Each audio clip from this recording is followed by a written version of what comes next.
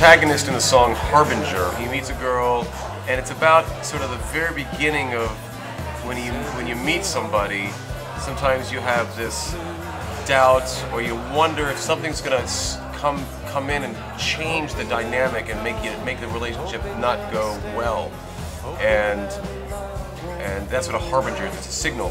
But the guy, he's so hopeful about the relationship that he has enough hope to last himself centuries. He's just such a hopeful guy. So so that's where Hope for Centuries comes from.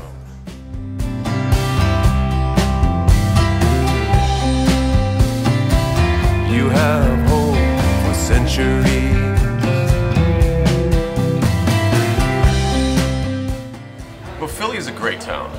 It's a long musical history, and it seemed like the right place to make this record. You know, I have some friends that we wanted to make it with.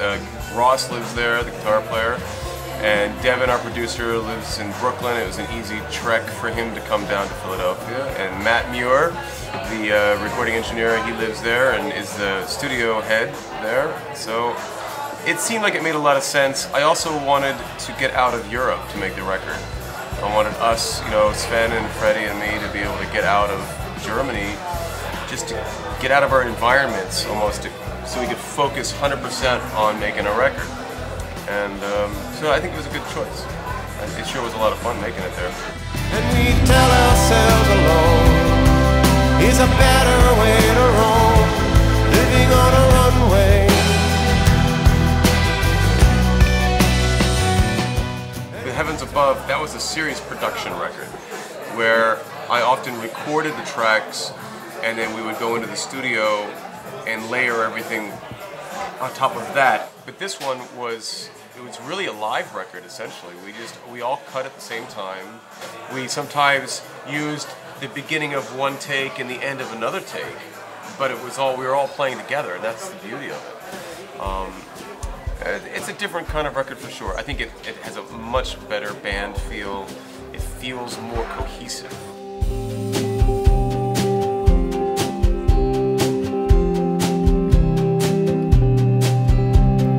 Love comes in, love can go away. These tears will fade. You felt the joy. I've known Devin for quite a while, and it's a funny little story that when I first started wanting to work with Devin, he was really, really busy. He was working with Amos Lee, then he was producing this other person, then he was doing this other project. And I was getting ready to make Heavens Above, and I was in a bar in Philadelphia, the Tin Angel, and I ran into him and I said, jokingly, I said, hey dude, you want to make a record? And he's like, yeah, I'll make a record. I was like, nah, you're just joking. So the next day I called him up, and I said, dude, were you serious about wanting to make a record? He said, absolutely. Devin has a sensibility. He gets what I do. He hears my songs. He hears my voices and the moods that I'm trying to create. And I can trust him. And I've worked with a lot of producers that I can't really get that feeling from. He's absolutely the best person I've worked with. We are on the run, feeling so unsure. We don't care if it's love in the dirt. I think the songs that stand out for me, I look at a song like Broken Vows. It's an old Irish poem that was translated from Old Irish into English. And I don't like to sit around and read poems, but when I read this, I thought it was just gorgeous. It was late last night and the dog was speaking of you. The snipe was speaking of you in a deep marsh. It is you, the lonely bird through the woods, and that you may be without a mate until you find me. So I put music to it. So it's a special song for me because I've never done that before. Roman and Michael is sort of my send up to like a Bruce Springsteen kind of model. It's a true story. It's two old friends of mine who both died of AIDS back in the early 80s. First of all, Michael died, and he died, they didn't even know what HIV and AIDS were. They didn't know why he died. And then when Roman died, they diagnosed him with having HIV 2 weeks before he died. And he'd been sick for years. And this is a song that tells that story but also from a perspective of living in the South, in the deep South where they came from. It also talks about how little our government has, really, really done to support this and eradicate this and invest in curing this curable disease, I believe. So it's a special song. It means a lot to me, and it's sort of an anthem.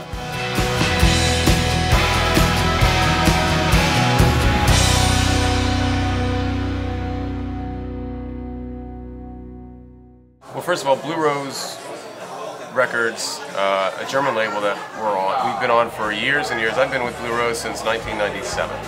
A great label, great head of the label, we're great friends. I still have 2 projects with the label.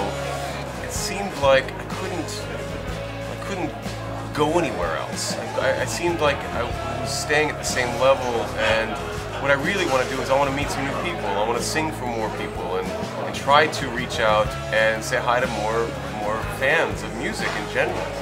And there's a bias in the industry from the radio world and the press world about some of the Blue Rose because it's an Americana label. I think I've always been the oddball on the label. So I think it's worth a try to see if we can find a new home for the record, try to find some new fans, try to stretch out. And love is the blessing we all should know. Love is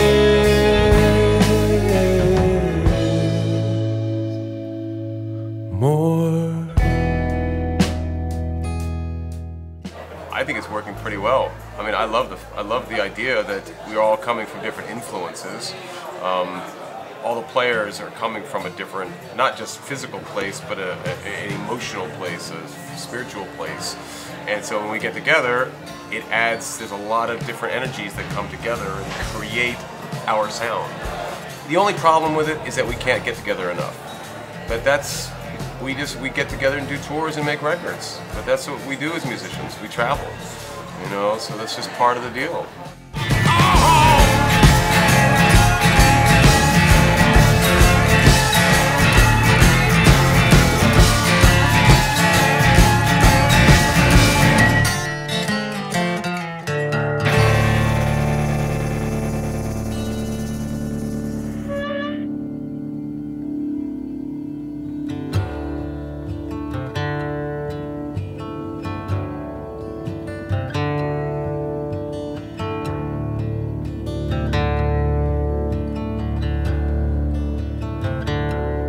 Where you wanna go?